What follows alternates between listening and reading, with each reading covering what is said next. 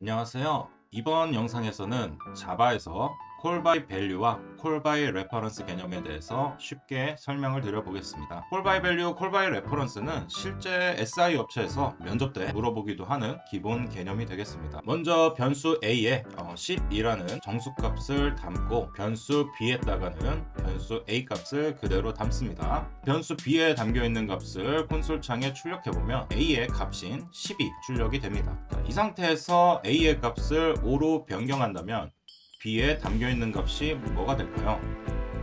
결과부터 확인해 본다면 B에는 그대로 10이 담겨 있습니다. 여러분들이 콜 바이 밸류와 콜 바이 레퍼런스에 대해서 개념을 확실하게 이해하고 계시다면 쉽게 해결할 수 있는 문제지만 정답이 5가 아닐지 헷갈리셨다면 아직 콜 바이 밸류와 콜 바이 레퍼런스에 대한 개념이 확실하지 않으신 걸로 보시면 됩니다. 자, 그러면 자바에서 변수를 사용하는 동안 실제 컴퓨터의 메모리 영역이 어떻게 돌아가는지 같이 살펴봅시다. 변수 A에 숫자 10을 담으라고 명령을 내렸고 숫자는 기본 타입이기 때문에 메모리에서 스택 영역에 값이 저장됩니다. 이후 변수 B를 선언하면서 A의 값을 담도록 하며 스택 영역에서 변수 A에 담겨있는 숫자 값이 변수 B에 담기게 됩니다. 이후 변수 A의 값을 5로 변경했을 때 스택 영역에 있는 변수 A의 값만 5로 변경이 되고요. 변수 B는 이전에 A로부터 받았던 값 10을 그대로 유지하게 됩니다.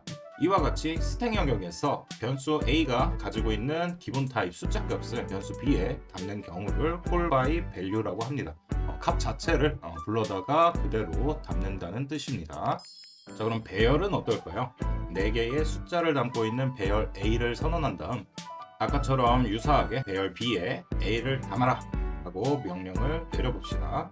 그 상태에서 배열 A의 인덱스 0번에 대한 값을 8로 수정을 해보겠습니다. 그랬을 때 배열 B의 인덱스 0번 값을 확인해 본다면 과연 3일까요?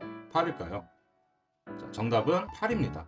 아까 전에는 A가 바뀌더라도 B는 영향을 받지 않았었는데 지금은 반대로 A가 바뀌니까 B도 바뀐 모습을 볼 수가 있습니다. 이 상황에 대해서도 메모리 영역과 함께 살펴보도록 할게요. 자, 기본 타입이었던 숫자와 다르게 배열은 참조 타입이기 때문에 실제 배열에 대한 객체는 힙이라는 메모리 영역에 생성이 됩니다. 힙 영역에 객체가 생성되면 해당 객체에 대한 메모리 주소값이 존재합니다. 쉽게 표현하기 위해서 아파트 주소처럼 302호 이런 식으로 표시해 보겠습니다. 이후 변수 A에는 해당 배열의 메모리 주소값이 저장이 됩니다. 자, 이 상태에서 변수 B에 A의 값을 담아라 라고 하는 명령이 실행되면 스택 영역에서 A가 가진 저 메모리 주소값이 B에 담기게 됩니다. 그럼 A와 B 모두 힙 영역에 존재하는 하나의 배열을 바라보게 되는 거죠. 이 상태에서 A의 인덱스 0번을 8로 바꾸라는 얘기는 302호에 해당하는 배열 객체의 인덱스 0번을 8로 바꾸라는 얘기와 같고요. 그렇기 때문에 같은 배열 객체를 바라보고 있는 B의 인덱스 0번을 확인해보면 A를 통해서 바꾼 8이라는 값이 출력이 됩니다. 즉, 아까처럼 변수 A에 담긴 메모리 주소값이 변수 B에 담기는 이 상황을 콜 바이 레퍼런스라고 얘기하는 겁니다. 간단하죠? 자, 그럼 콜 바이 밸류와 콜 바이 레퍼런스 개념을 설명할 때 자주 등장하는 스왑이라는 메소드가 있습니다. 파라미터에 들어온 값 2개에 대해서 첫 번째 파라미터의 값을 잠시 템프라는 변수에 담고 첫 번째 파라미터에 두 번째 파라미터 값을 덮어 씌웁니다. 이후 두 번째 파라미터에는 첫 번째 파라미터의 값이었던 템프 값을 덮어 씌워서 결과적으로 파라미터로 들어온 2개의 값의 자리를 서로 바꾸는 느낌입니다. 그럼 예시로 변수 A에 10이라는 값을 담고요. 변수 B에는 5를 담은 다음에 스왑 메소드에 A와 B를 집어넣어 봅시다. 스왑 메소드의 실행이 끝난 후에 변수 A의 값을 확인해 본다면 과연 5로 변했을까요? 이번에는 바로 메모리 영역을 살펴보면서 정답이 어떻게 되는지 확인을 해봅시다. 숫자 10과 5는 둘 다 기본 타입이기 때문에 스택 영역에 변수 이름과 함께 각각의 값들이 그대로 저장이 됩니다. 이 상태에서 스왑 메소드를 적용해 본다면 변수 a에 대해 파라미터 x의 값 10이 그대로 넘어가고요. 두 번째 파라미터 y에는 변수 b의 값이 넘어가겠습니다. 둘 다 콜바이 밸류로 동작을 하고 있네요. 이 상태에서 템프의 파라미터 x 값이 저장이 되고 x에는 y의 값 5가 덮어 씌워지게 됩니다. 마지막으로 y는 템프의 값 10이 덮어 씌워지게 되겠습니다. 전부 콜바이 밸류로 동작을 했습니다. 자, 그럼 최종적으로는 메모리 영역을 보셨을 때 이와 같은 형태로 남게 되겠습니다. 보시다시피 메소드가 실행되더라도 변수 a와 b에 저장된 값은 바뀌지 않는다는 걸 볼 수가 있습니다.